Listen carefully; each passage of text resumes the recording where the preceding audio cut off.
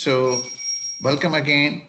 And today we are going to discuss about a new topic, which is the security risk assessment. It's very important to understand risk and to calculate or assess the risk, which is related to the security. If you do remember, in our previous class, we discussed about the threat modeling. And we suggested, prefer that the threat modeling is better if we start that at the time of the design.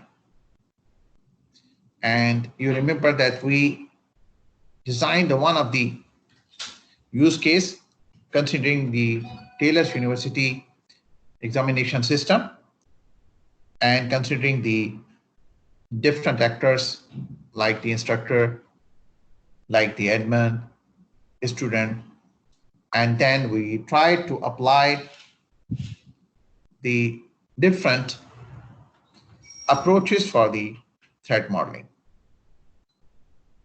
So you remember that the different approaches, 3 approaches were there. One of them that was actually related or linked with the software oriented approach. That was known as the STRIDE approach. We discussed about the STRIDE. We discussed about the threat. Why we are discussing them at this level? So you do remember that it is recommended that if suppose we are going for the threat modeling, so it is better that we may go for the threat modeling at the time of starting deploying the software. Now we're coming ahead, which is the risk assessment. So risk assessment can be applied at any time, but most probably are for the better results, are most of the time we apply risk management once the system is ready. So now I hope that you understand why we were discussing and going back to the threat modeling, and then how we are comparing to the threat modeling with the security risk assessment. So that is recommended. Better to means go for the threat modeling at the time of the design, when there is no software in our hands. While in this case, it is better that we have to go once our software or once our things are in functional state or functional condition. This is the one of the major difference among them. In case if suppose we find out a lot of risk assessments in any of the software, in any of the system, that is a clear message that it means for any reason, the threat modeling or some of the other things which are related to the security were not done in a better way when they were required. So that's why it is leading to the risk. And you, as a security engineer, you are supposed to go for the risk assessment for any particular system, for any particular software system, or for any particular software as well. Now here is a very important point to understand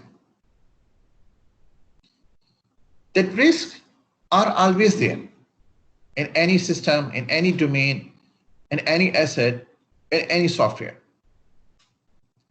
So if you start thinking that we have some technology or we have something, with the help of that, we are able to completely means remove or make the probability of the risk in any system or any software for 0%. That is not possible. So the risk is always there, but we have to analyze it and to reduce it up to some certain levels where we may consider within the boundaries, within the safe boundaries to that particular risk. Maybe you will be amazed at what I'm saying. So it is better to give you a very good example from where you can understand. Like suppose see, this example is not related to the software, but example is from our real life, so you can understand it very quickly. So you can see that everyone out of us, sometime at the different stages of his life, we need medicines. We use medicines. So when we are buying our medicines, taking them at home, so what do you think? They are risk-free? No, they are not risk-free. What I mean, like if you notice that in most of the medicines, it is mentioned that please keep away from the children. What is that? That is a risk. If it goes to close to the children and children will use it overdose, then maybe means not the health, but we may be receiving something different. Number two, doctors always suggest as the some sort of the dose. You can take this much medicine per day or like this. So what is this? This is actually, he is actually defining the safe level or the limit of the risk for our health. If we cross the boundary, say for example, doctor is giving us a medicine for 1 week. So if we cross the boundary, we thought that it's 1 week, who will be taking the medicine all the time? Why not the whole dose I can take at the one time? Then you are very smart, you know that what will be happen. There will be no benefit, but there will be the completely means the losses and the drawbacks. These all are the risks associated with the medicine. In the same way, there are so many risks which are associated with the software. But those risks we cannot control. That's why I gave you the means example for the medicine. So if we cannot control, then what we do means we cannot stop the production. We cannot stop the software. But we provide the safe limits like what we discussed in our medication example. So this is the most important point. At this slide, you need to understand that what is the risk assessment, and you may not think that as a security engineer, you can omit the completely 100% risk from any product. This is not possible. And you have to understand that in case if suppose risks are always there in any system, in any domain, in any software, but we try to keep it as minimum as possible and within the safe limits. So now when we say within the safe limits, I hope that you understand very clearly after this example of the medication that what is the safe limits. That's great. We may go to the next slide with your permission. So why do we study the risk?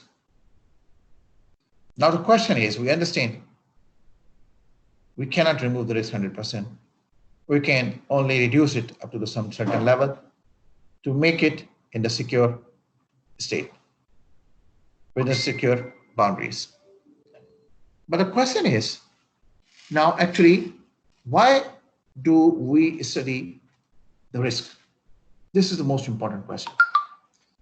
Because we need to go for this one because to find out the point of vulnerabilities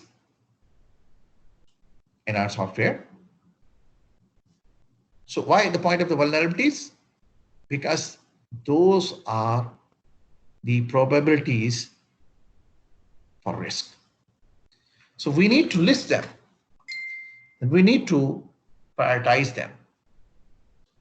And then we need to sit on group and we need to discuss among us as security engineers, among the people who are working on the product, people who are the user, why we discuss, why we list, why we prioritize.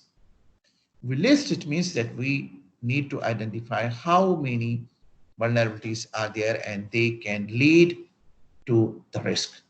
See, for example, in one of the software, there are the 100, for example, vulnerabilities. And these vulnerabilities are actually leading to the risk. Now we need to prioritize which one is really danger and we have to remove it. Which one is, can we drag it into the safe boundaries, and which one is we are not able to handle then what we are supposed to do, and which one is, if suppose we want to handle or remove or omit, then what will be the results on the product, on the process, on the software. So for that particular reason, we need a discussion.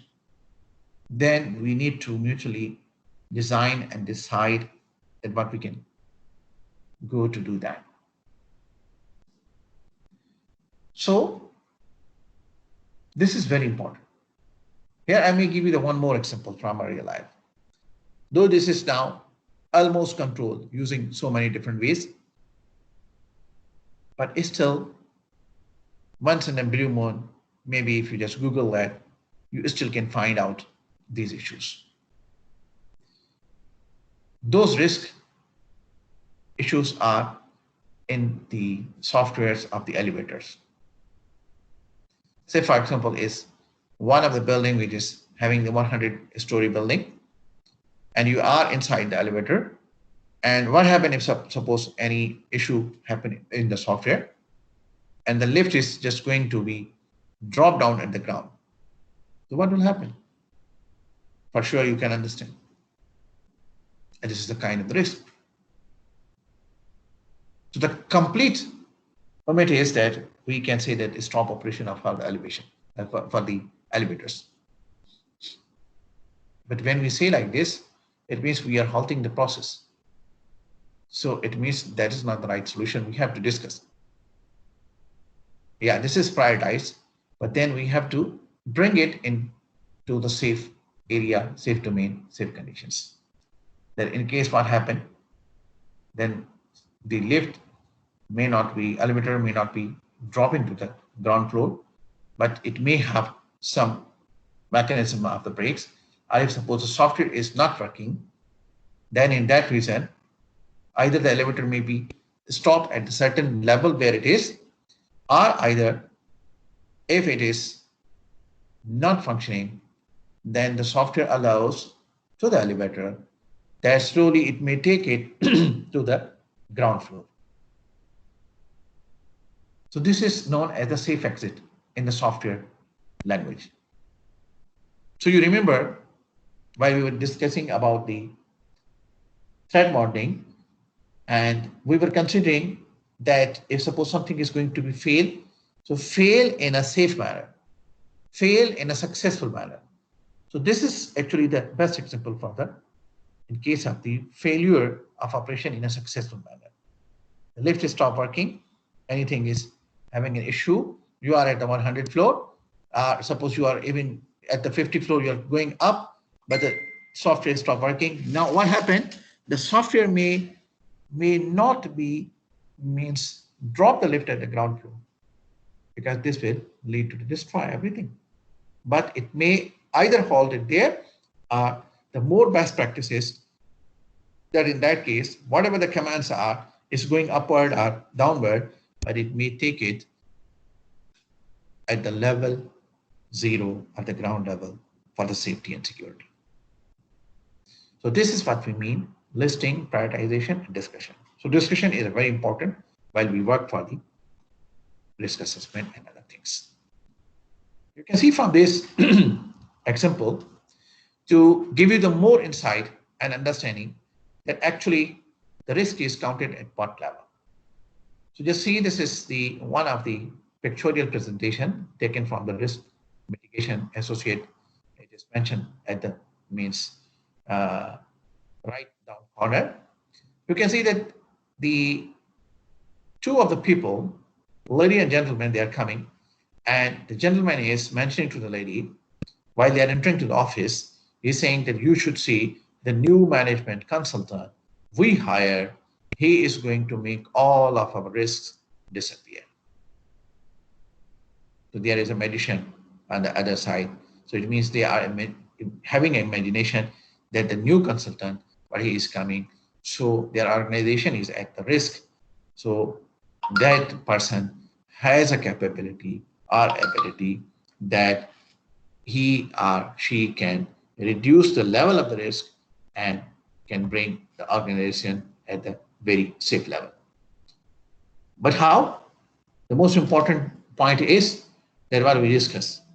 Okay, so you need to be pretty much clear about that, which is this slide always, that we list, we prioritize, we discuss, and then see how many things we can remove based on the prioritization, how many we can drag and drop them into the safe zone, and then we allow the operations. More understanding about the risk, better understanding for you. So you can see from this, I hope that from my mouse pointer, I can make some of the color if it allows to me a pointer operation. Right. This is good. So you can see from here that this is the risk here, sorry, assets here. And we are supposed to protect this one. Then what are the actually, it means things from which we need to defend this one? That is the risk, that is the threat, that is the vulnerabilities. So if this is going to be increased, then what happened? Then our assets are going to be disbalanced.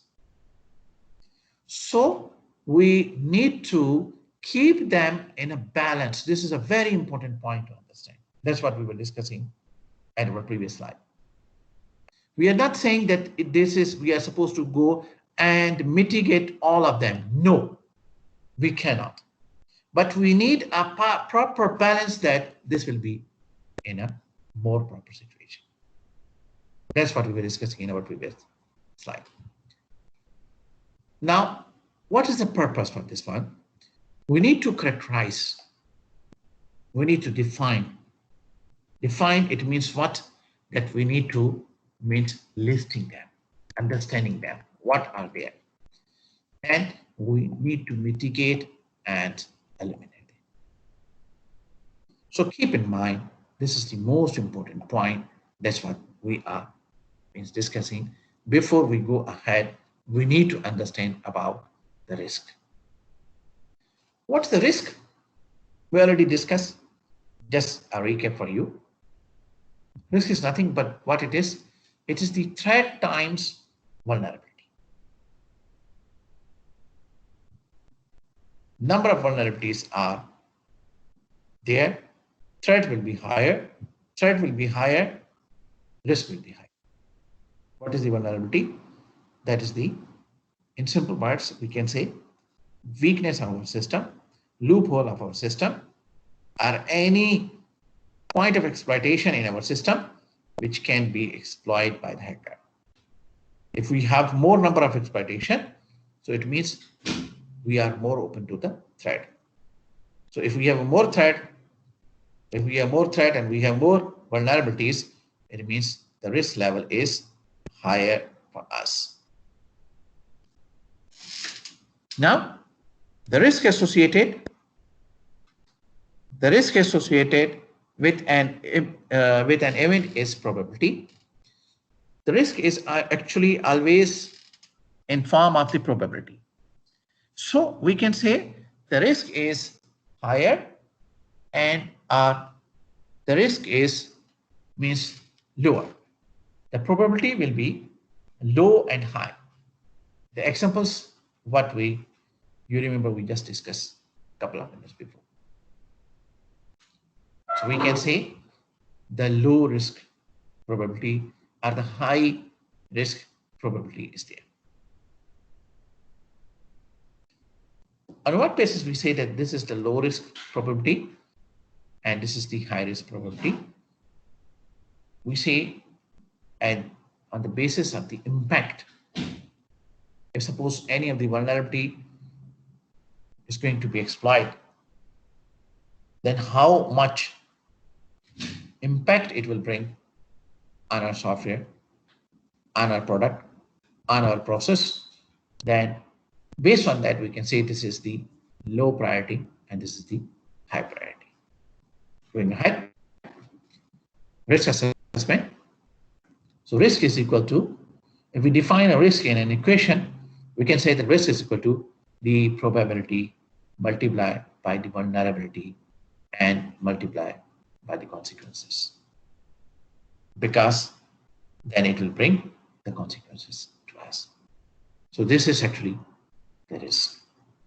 So in the risk, actually, we are trying to reduce the vulnerabilities, trying to reduce the threats.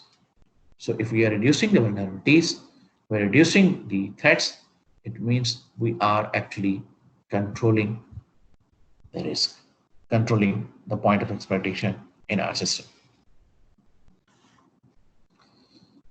Now, the most important point, what's the risk assessment? It's still because we are discussing with the different aspects.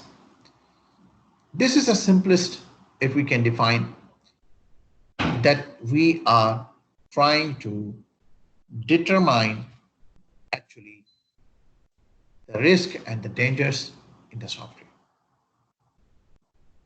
How many means point of vulnerabilities are there, or how many risks are there. So this is actually known as the risk assessment. And those risks, for sure, they will lead to the some of the dangers. Consequences will be not good. So how we can assess them. So what include in the risk assessments?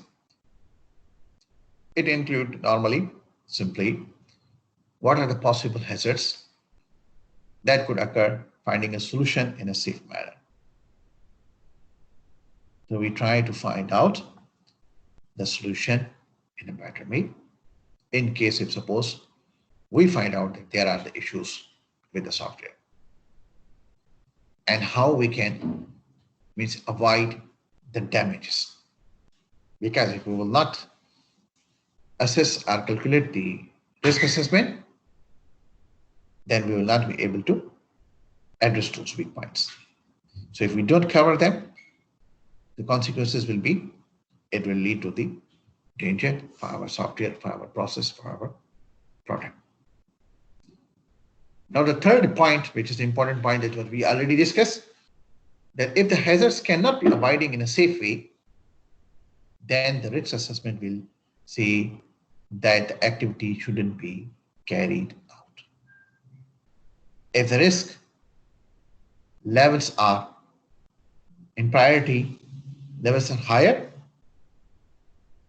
and we try to avoid them, we try to bring them in the safe zone, like what the example we quoted for the medicine.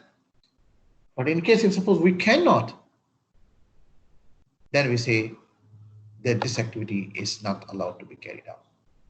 The more best example of nowadays situation of the COVID.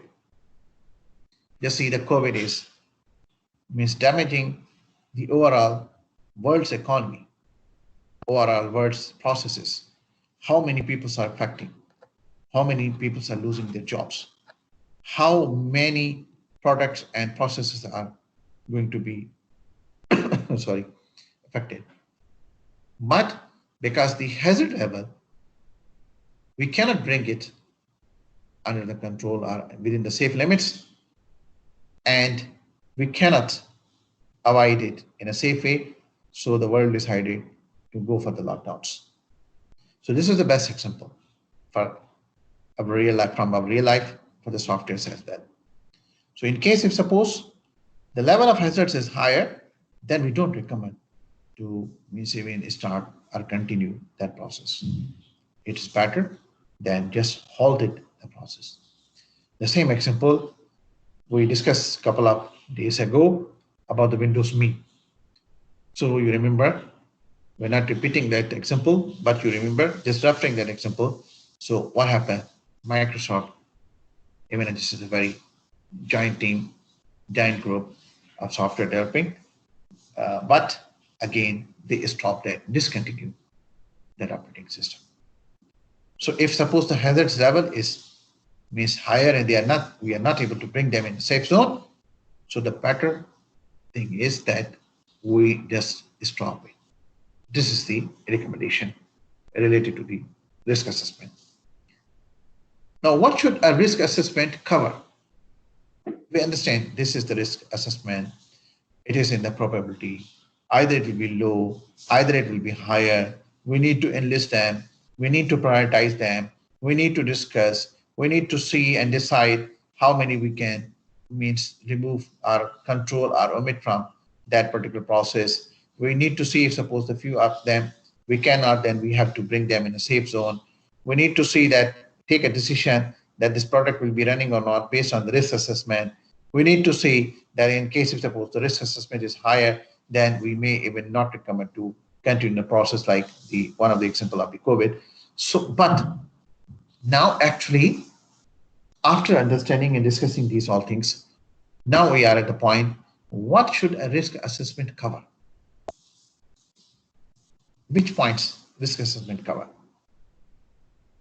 So the risk assessment must include what? The possible danger. To find out what are the possible danger and then the consequences of that danger. So what are the possible dangers from the COVID situation? The possible danger that maybe the most of the people will be affected. Okay, and what is the danger? The danger is that the people may be lost lives because we don't have a solution for that. And up to a certain level, until it is controllable, we as health ministries or our health system can somehow misprovide the help to the affected people. But if suppose we don't control or we don't apply the movement control, then what happens? Then in case if suppose the number of patients will be higher like what it is in some of the countries, then even our health system will not have a capacity to control them. And then in case if our health system is collapsed, then not only for the COVID, but it means that from health point of view, our country is collapsed, and which will be having a very severe danger results or consequences. So we cannot have that capacity. Not a single country in this world at this time does not have that capacity. So that is the reason that the risk assessment people, they suggested that please halt the operation. Halt the operation, though this is costing us a lot with respect to the economy and so many things. But no, this is halt. Loss is accepted, but means ruining the system is not accepted. So this is what the example, what we quoted a few minutes ago also. This is the same strategy we apply in the software as well. The other thing is the risk assessment should include the guidelines for protecting the people. So risk assessment, like suppose whatever we are doing, it's not only that we say, oh wow, this is okay, just stop. No, this is not the risk assessment. Either we have some suggestions to overcome that, or in case if we don't, then we have to have a second plan. If we are suggesting that just going to stop operations, then we have to have the secondary plan, that what we are supposed to do in that particular case. Going ahead. So this is the Maybe security risk assessment.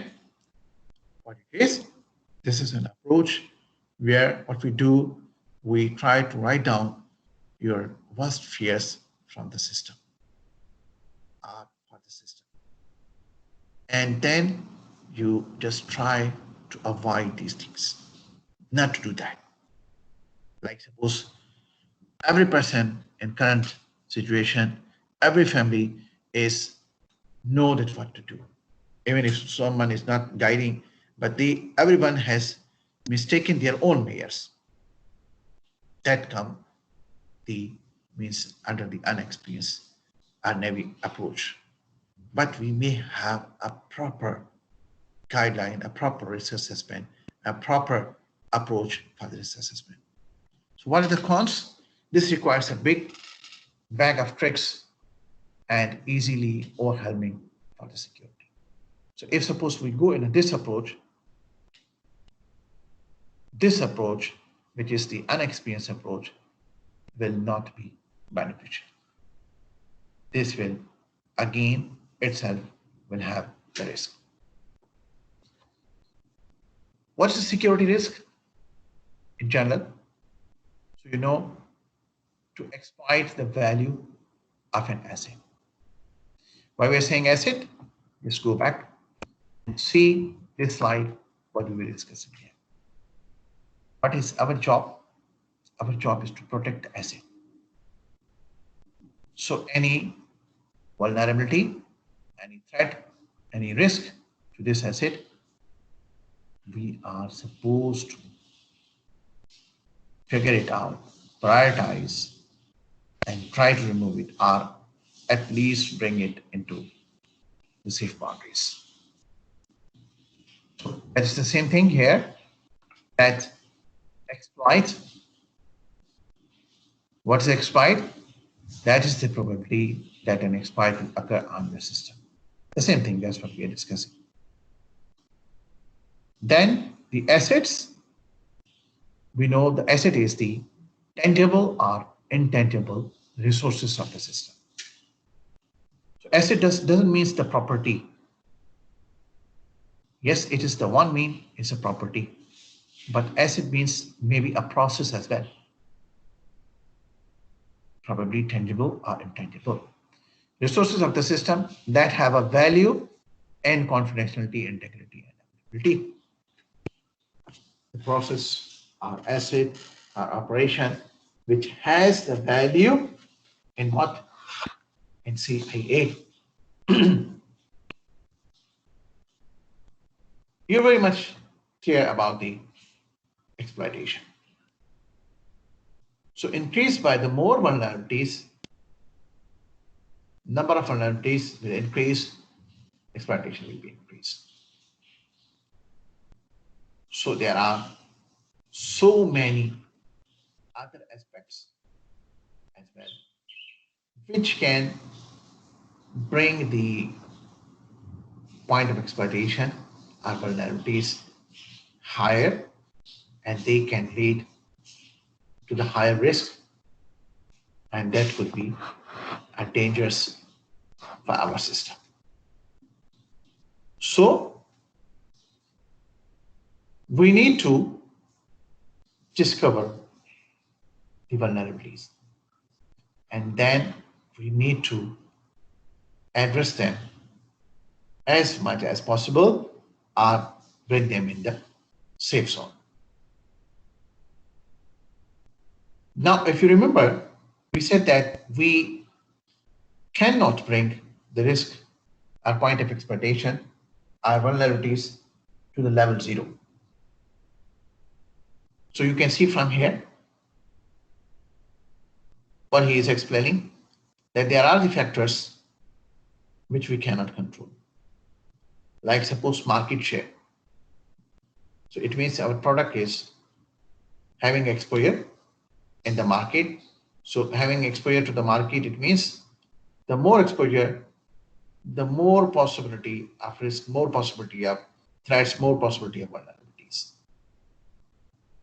If our system has one vulnerability and we are selling that system to a single user person, then it is less vulnerable. Rather, we are selling that system to a group of people or the company where the number of users will be 1,000. So it means that now it's more exposure and it may lead to the more vulnerability. This we cannot control. This is beyond our control. New malicious actors, they are coming and trying to bring the high risk to our product. This is the out of control. Why? Because these are the external factors. The external factors we cannot. And those factors actually bring the problem or increase the risk for our product. So sometimes user interface itself, we are trying to bring the simplicity in the user interface. That simplicity also actually lead to the issues.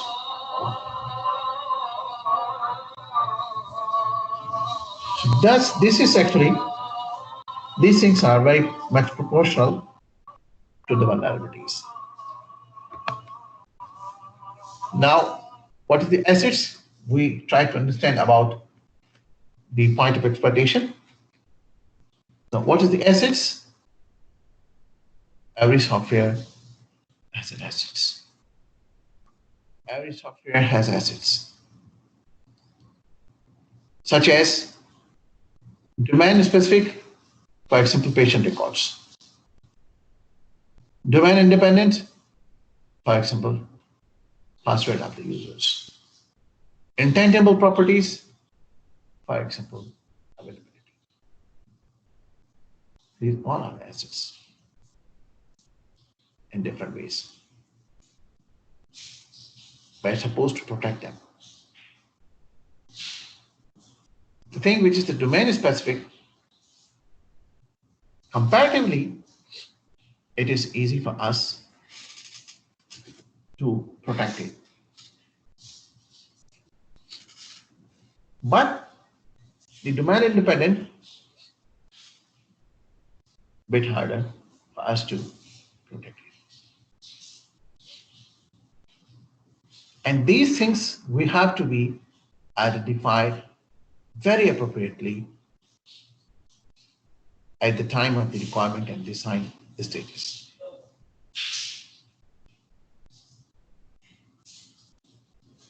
So assets exist in the deployed system. So the source code, not necessarily an asset. So you may not consider the source code that this is the asset as well. So now I hope you understand what we mean by the asset. We discussed about the asset while we were discussing about threat modeling as well, while we were discussing about the exam system for the Taylor's University. So the asset could be different types, like domain specific, domain independent, and intangible properties, and so on. So our job is to protect it as much as possible. Now, till that, we discuss what is the point of exploitation, what's the vulnerability, what's the risk, what is the assets, and why we measure the risk assessment, what type of things we can see in the risk assessment, and how and why the risk assessment is important, and how we can list, how we can prioritize, and how we can discuss and on what basis we can allow the operation and what basis we can stop the operation, so on and so on. Now, in this part, we are going about the risk assessment to discuss some of the some of the existing approaches or some of the existing software. They are doing the risk assessment. So before that, you can see here, for more understanding for you, to understand the assets, because we said that asset is not a something, a one thing which can be referred with the ARB. So you can see from here, the assets for the organizations are going to be anything. Like people, they are asset. Employees for the organization, they are the asset for the organization. Employees for the Taylor University, they are the asset of the Taylor University. Students of the Taylor University, they are the asset of the Taylor University. Property, the building, the softwares, the processes, this all is the asset from the Taylor University. Proprietary information, documentation, processing, this is as well the asset from the Taylor University, and the reputation of the institute is also the asset of the Taylor University. You know, the reputation is highly important asset. Let me give you one short example here from where you can understand. Though you are very young, maybe you forget, maybe you are not knowing about that. But there was a time that in several companies, the brand was the only one brand that was known as Nokia. And they were using the Symbian system. People considered the Nokia as a benchmark in the cell phone. They were the proud of the market. There was no Samsung. There was no Android. There was no Apple at that time. What happened? When the Google started Android, so they approached them, okay, you are the top brand, just leave the Symbian and come and join with us on the Android version. They said, we will not. They didn't calculate the risk assessment at that time. They didn't plan well. Because of proud, because of surety, because they were ruling to the market and they were not able to find any competitor at that time. Okay, whatever it is, then they went to the Samsung and they started the Android with some of the other companies. After a few years, the CEO for the Nokia is on record. You can search Google and you can find it out. He was crying. He was crying, literally crying, and he was signing the agreement. So where is the Nokia? Where is the Android? And where are the other companies? Where is this competitor? Why the companies were asking for that? Because of the reputation of that company. That reputation was the assets for that company. He was not ready to join someone. And then when he lost his reputation, that was his asset. Now no one is ready to even purchase it.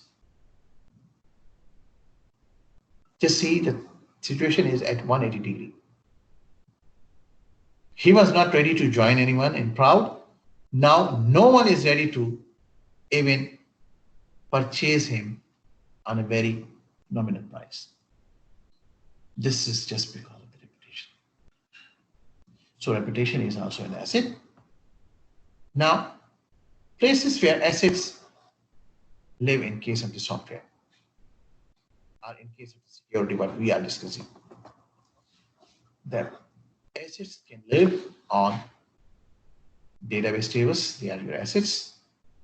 Here logs, user supply data, built-in examples, your cookies, your file system, your configuration files, your configuration consoles, your security feature inputs, user interfaces, sandboxing features, logs, and so on.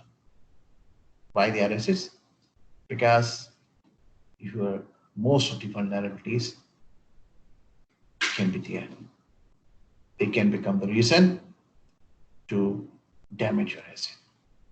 These all are the things and the parts which are leading to the assets. So I hope you understand where the assets live. So don't you think or consider to a single point that this is the only property or something, so this is asset. No, these all are asset. Process are asset. Documentation are assets. Process are asset. Employees are assets. Students are assets. Reputation are assets.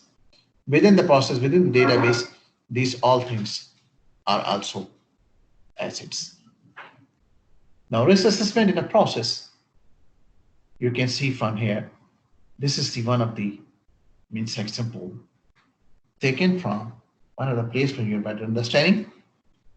That reference is actually you can see at the bottom. The link is provided here. So this is how to initiate the process. So you can just follow with the numbers. We just start from number 1, it goes to number 2, number 3, number 4, number 5, number 6, number 7, and then you are finally reaching here. Initiate process improvement. Understand the business context. Okay, then you need to identify the business risk. This here, you need to analyze the situation. Then identify the technical risk. Number 2, you are identifying the business risk. Number 3, you are identifying the technical risk. Number 4, you are going to synthesize and prioritize the risk. Remember the first slide. We said invest, we said prioritize, we said discussion. So see, the whole process is going accordingly. Define the mitigation strategies. Means here you are saying after prioritization, this is high priority. This we have to address this one. So we have to address means this is the mitigation process for that one. Fix the issues or fix the artifacts after the mitigation. Validate the artifacts. Then you need to validate how much you are successful. So if suppose you are done with this all information, then you can be able to initiate the process of the risk assessment. This is how one of the risk assessment in a process we can do. Again, referring back to the same slide, what we said, that we have to pinpoint, making a list, prioritize them, discuss them, and initiate the process. During a planning, what's the plan? One of the most important element of the risk analysis is the process itself, because we need to understand the process. Because the risk is actually living within the process. As you remember here what we say, this is the risk assessment in the process of business. We divided it into different stages. So we just try to find out what are the risks and at what level the risk and what are the levels of the risk at that stage. Going ahead. So we need to go for that, and then after that we need to communication is very important at this stage. After pinpoint, what do you mean by the communication? We need to communicate. It means we need to discuss with the concerned stakeholders, and then we need to suggest the solutions, changing the risk in more sound than the final numbers. So we can see the new assets, and we can see that how we can address the point of exploitation. These are the parts, and this should be the parts of our planning. While we're doing this, most important point is we have to understand what is the abuse and misuse cases and actually what is the risk assessment. They are very much closely related with them. So if you will not understand the difference between this and this, then your plan will not be very much successful. Like abuse and misuse cases involves in planning and potentially infinite emphasizes are emphasized on domain, scenario driven, originates from the abusing functionality. What if we are doing this, then what will happen? These all are the possible cases of the abuse and misuse. But what the risk? Not what if, what might. Someone is saying, if I do this, what happened? What if I will do this? Oh, this will not be. No, but we need to know what might happen if suppose this is going to be done. Not originating the abusing functionality, but we are originates from the CIA assets to see the probability of the exploits. Not only the scenario and we are driven, but we must have to have quantitative. Not only emphasize the domain, but we have to emphasize all risk. So this is how we need to understand the means difference between the abuse, misuse, and the risk assessment. This is necessary for our successful plan to suggest anything. Now, we call the protection occur, or we also call this as PP, double P or PP. What is this? This is the approach of we are controlling the risk assessment. You can see that how and what we are doing with this. So this is the combination of the product and process risk. Means it is the combination of product and process both.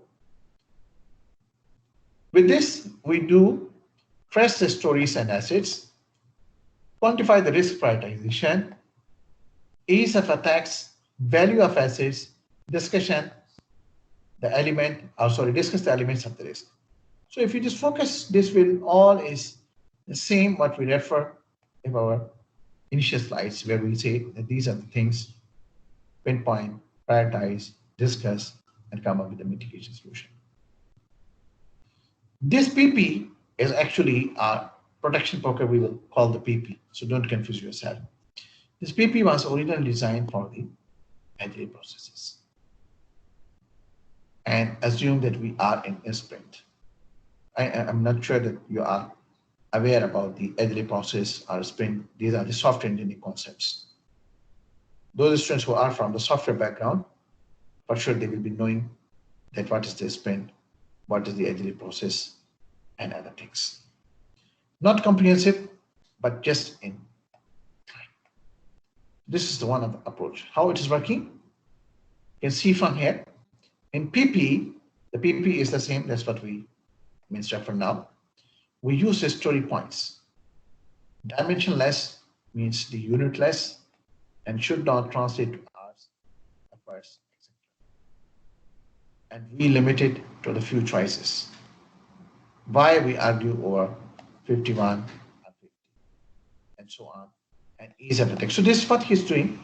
He is focusing to these all of the points that were discussed. And he said that this PP is actually designed for the agility first, and then it is going to find out the probabilities for each and every step, what would be. And then it can pinpoint and identify some of the issues. So it can identify some of the assets and can calibrate your asset values, calibrate your ease of attack, and for each item, trace the item to assets affected, what items could be affected, what of affected assets values as needed, what on ease of attacks, and so on. So this is actually going to be apply about the ease of the maximum value and sum of the value. So this all practice is just trying to do to means find out what is the current risk level and what are the pinpoints which are at the high priority they are supposed to be addressed, and what are there which we can bring them in the control boundaries are the safe boundaries, not the control boundaries, but we can call the safe boundaries. This risk assessment actually evolves or retrace the cycle for this one is like this, what you can see from this slide. So you can see that, sorry, risk is goes to the asset, asset then it goes to the threats. This is the vulnerabilities. So if you just start from here, this is a continuous cycle. So we need to means assess, we need to characterize our assets. Critically, we need to analyze them, identify the threats, and what could be the consequences based on our analysis. What are the possible vulnerabilities? What are the probabilities of the issues or the problems related to the vulnerabilities? What are the probabilities of assessments? And we need to calculate the risk assessment. We need to prioritize them, and we need to manage them. So this is the whole risk assessment cycle, what it is rotating all the time. How does a risk assessment? There are the 5 recommendation guidelines. How does risk assessment work? On what basis? So there are the 5 points, very important, a guideline for the risk assessment. We need to identify, number 1, we need to identify the hazards. This is the most important. Until we will not, we cannot go to the next step.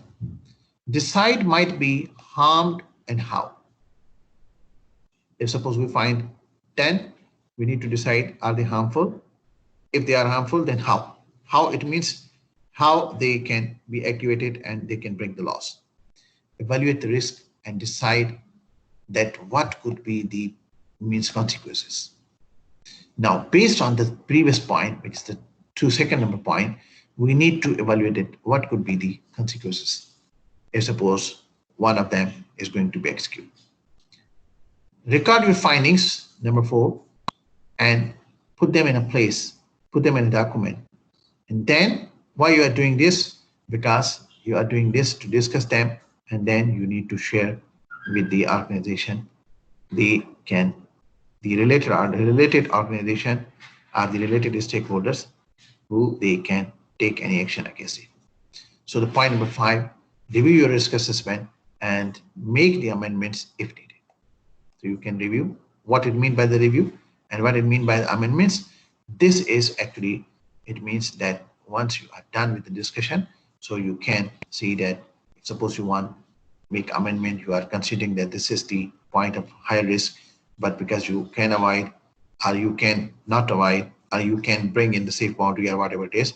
So after that, you are able so to decide what to do the next. So these are the 5 crucial steps, very important steps, that how does a risk assessment work. A risk assessment should be carried out for each product and software. So this is another clear message to you.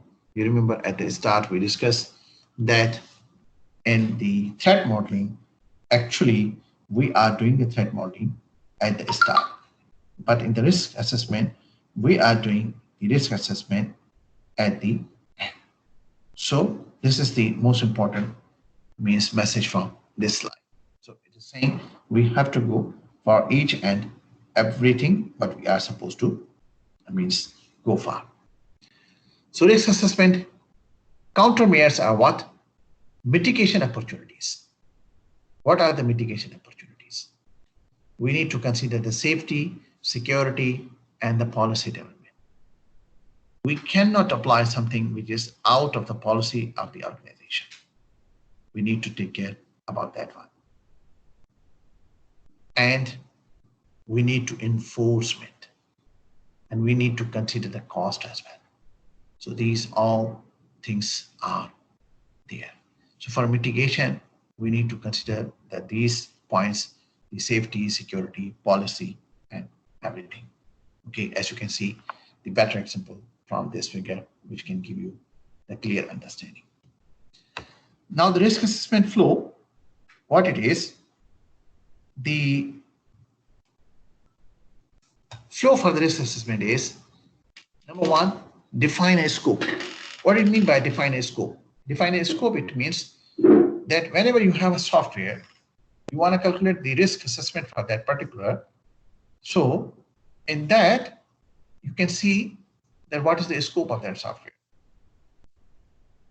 So most of the time, we calculate the risk assessment, the most important, within the scope of the software. We are not taking it outside the scope of the software. Identify the assets, because until you will not be able to identify the assets, you cannot go for the risk assessment. So these two things are very much important. Value assets impact of failure. Need to pinpoint. In case if suppose assets are going to be affected, then what are the values? What will be the cost? What will be the consequences? Excess likelihood of threats. What kind of the probability of possible threats are there? Then you can determine the overall risk, identify, justify your required controls, and evaluate the existing control. What is the existing process? What is the existing control? What is the existing procedures, and how you can improve them. So determine the residual risk. This is how the risk assessment process is working. So these are the references. As you know that this is something which is very much update are available on a we can say even on daily basis and weekly basis. That will be even very perfect, very correct. So for these type of things, concepts, we need to in touch with all of the different resources to have the first-hand information that what actually is being happening in the market. The same like you remember what we did in our labs, we are using the OWSP. So in the same way, for your lectures as well, we are trying to use the different resources to bring the first-hand information for you. So these slides, they are the courtesy of several internet and book resources. Okay, they are not from the one, and then they are from the few of the professors and sources which are mentioned here. We take these some of the material from their slides, from their blogs, from their books, from their resources. So to make it up to date, so you can understand them well, beside our own input as well. So I hope that you understand the things about the risk assessment in a very better way. So this is all about the risk assessment things that what we done. So if now you have any question, please let me know. And meanwhile, we can go for your attendance. So please let me know if you have any question, and we may stop. Sir, I have one question, but it's not related to the slides. No problem. You are most welcome.